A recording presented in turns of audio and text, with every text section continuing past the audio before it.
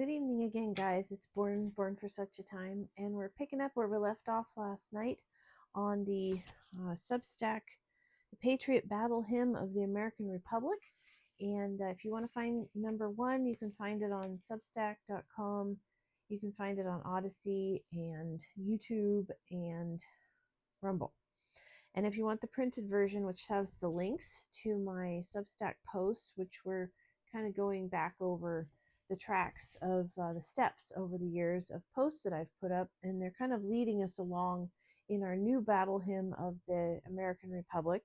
And we've done the first three stanzas of the song, and we're going to do the last three tonight. It's going to be probably a little bit shorter. And we're picking up on the fourth stanza, like I said, which is, if you guys are following along, we're kind of on page 7 of 10, if you have it printed out. He has sounded forth the trumpet that shall never call retreat. He is sifting out the hearts of men before his judgment seat. Oh, be swift, my soul, to answer him. Be jubilant, my feet. Our God is marching on. And I know that's one of the most famous stanzas that we've heard before. A couple of these that we had last night in part 1, because this is part 2 of 2, were ones that I had not heard before, and they were removed because, like I said, they claimed that they were a bit aggressive and militant, but I personally don't agree, and so I've put them back in. And so you're going to have the entire original battle hymn of the Republic, but it is brought current to apply to what we patriots are facing in our country to gain our country back for God and under Trump, and for our freedom and our liberation, which is every person's right under God, which has been attempted to be stolen from us. But we all know that God has come down here and he's going to rescue us. And we're already working on that by getting Trump back in office. And so what we're going to do is continue on here. We have been, let's see. Okay, so from the kitchen number 4, I'm going to check something real quick. Hold on.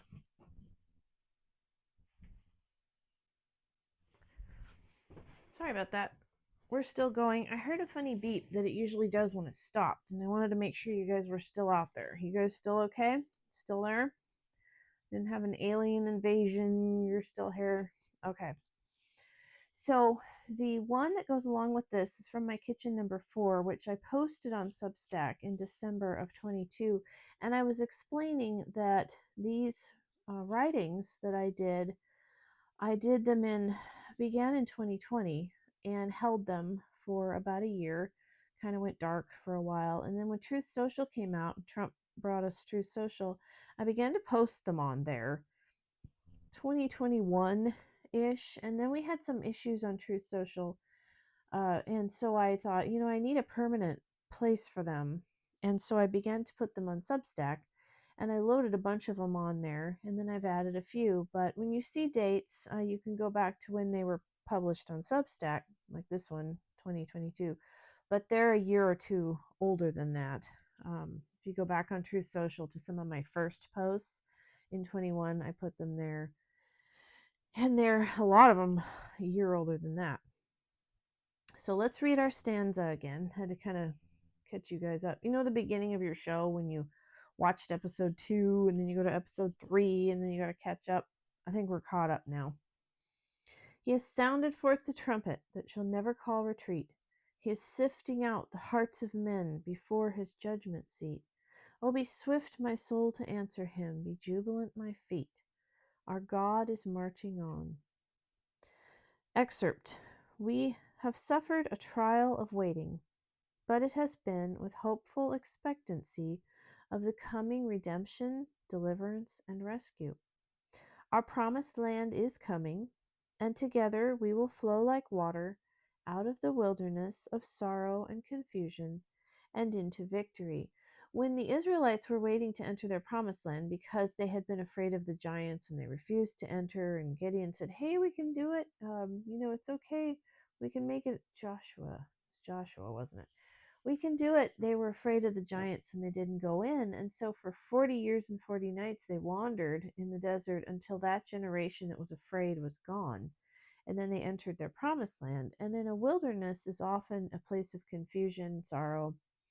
So they were in the place of confusion and sorrow before they entered into their promised land, which we've had about, oh my goodness, well, it's been a very long time.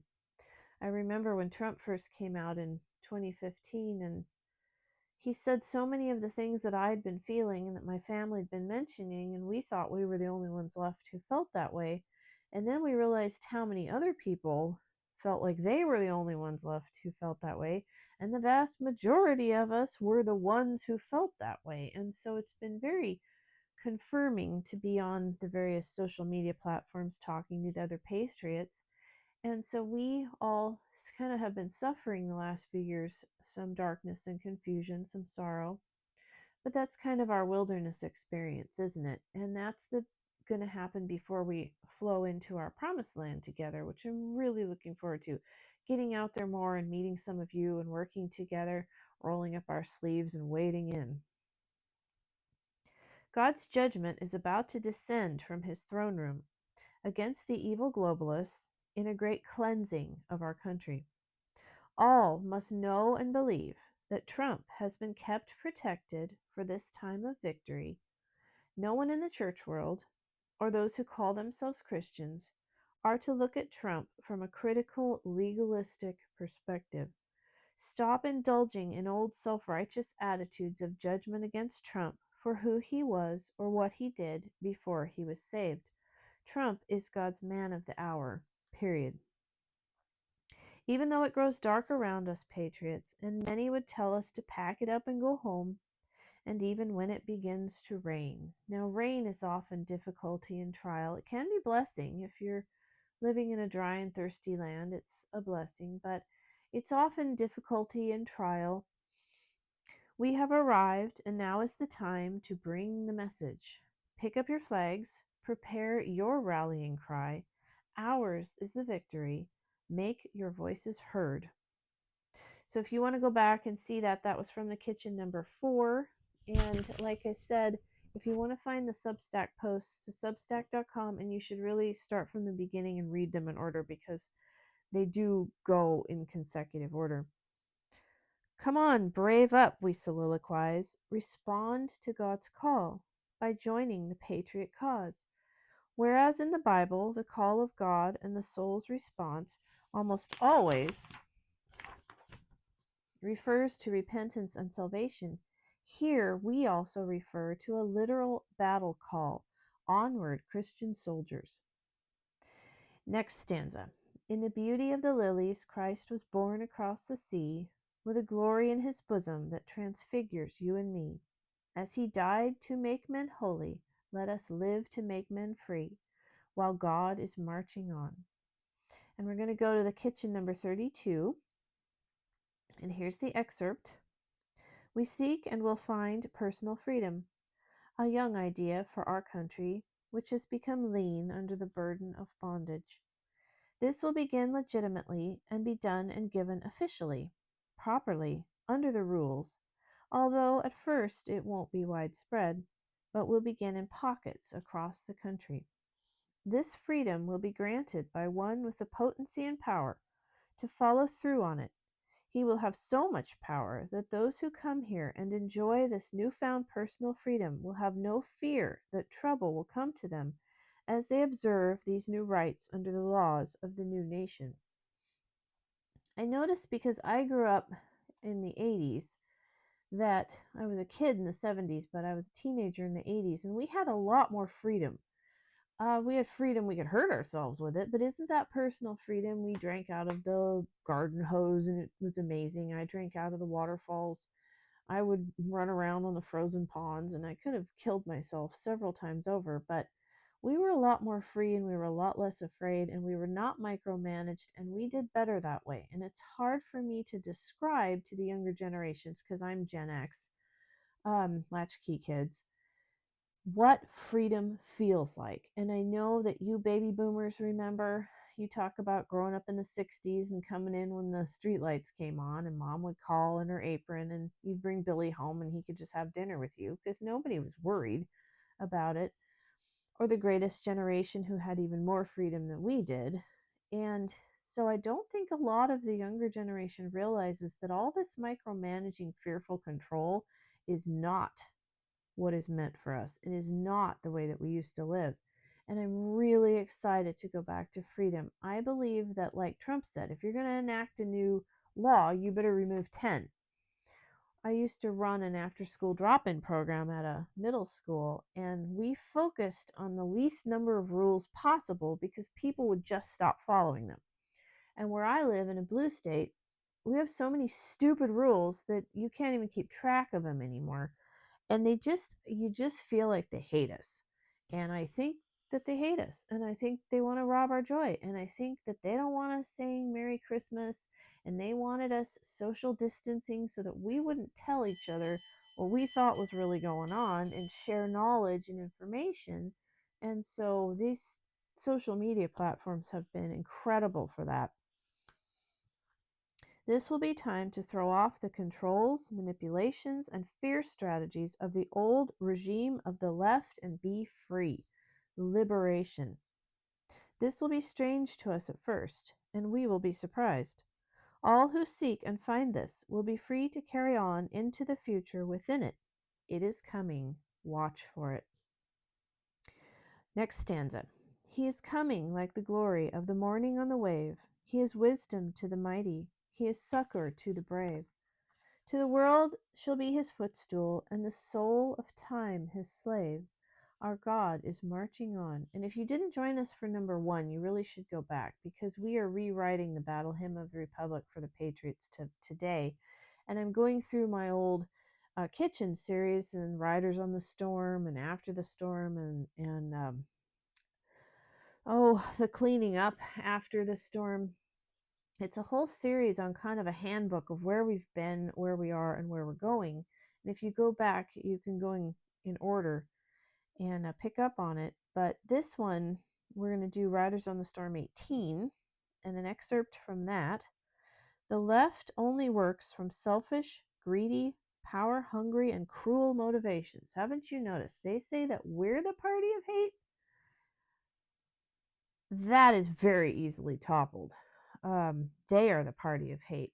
You get in the face of one of these woke people and you try to have some personal freedom and you try to have some joy and you come in with your good attitude and your noble spirit, and they will just rage on you. Just had it happen to me tonight. Stood up for myself and I won. Was very happy. No problem. A little woke person went off grumbling and she had lost. But we're going to stand for our freedoms, and we're going to do the right thing. We're going to do it kindly. We're going to do it firmly, but we're not going to be trodden on. No more Mr. Nice Patriot. They are the traitors, but want us to think that they are just political leaders with different views and opinions, like patriot senators, but on the left, and not the evil mafia cabal that they really are. Picture the left as rats in tunnels. Then realize that we have many experts running quote-unquote ferrets through these tunnels, hunting down the bad actors and bringing their deeds to light so that they can be eliminated. It is important to know this fully and deeply. And in the first section of this, we talked about the official actions that are going on behind the scenes in government under Trump that can be spiritually perceived by the dim and flaring lamps. And dim and flaring are kind of dichotomies, aren't they? And the Battle Hymn of the Republic was written for those in the Civil War who were living under bad lighting in battle conditions with lamps and lanterns and firelight, and they couldn't always see the captain's orders on the dim light, but when it flared up, they could kind of get a better picture. And haven't you felt that way? Where sometimes things seem very hidden and very dim, and then occasionally the light flares up and you can kind of catch a sense. Oh, that's what's really going on behind the scenes. Oh, that's interesting. So the storm waters are rising. Excuse me.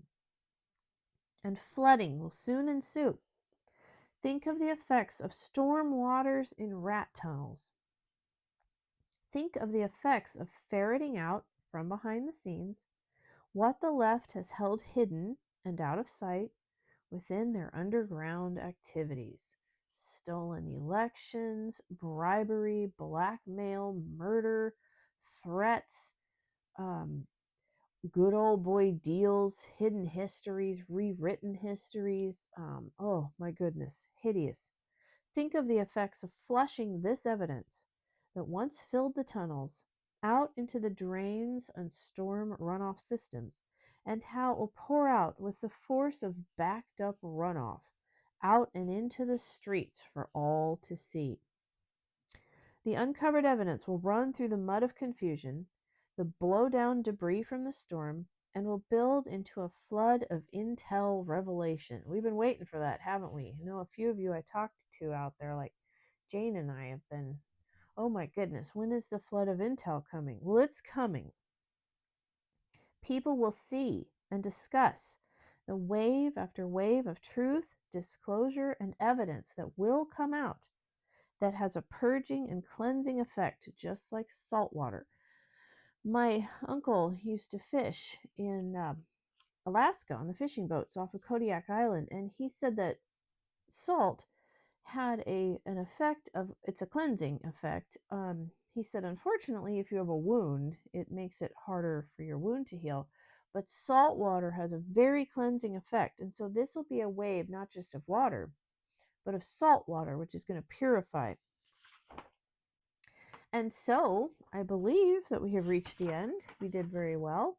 And let's start singing the new battle hymn of the Patriot of the American Republic together, shall we? Thanks so much for joining me.